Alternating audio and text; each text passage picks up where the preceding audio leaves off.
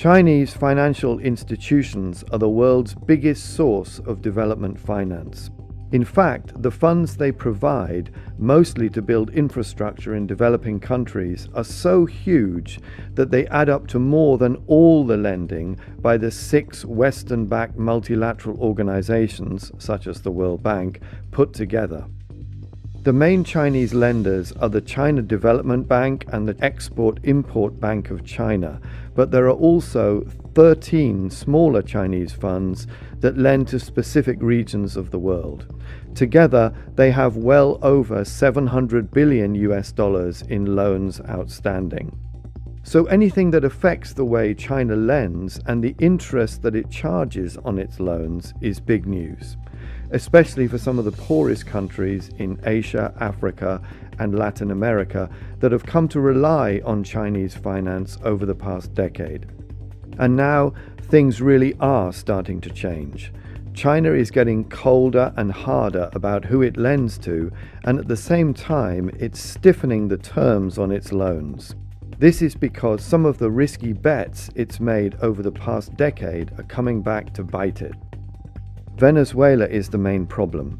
China has lent $65 billion to Venezuela since 2007, equivalent to $2,400 for every person in the Latin American country of 27 million people.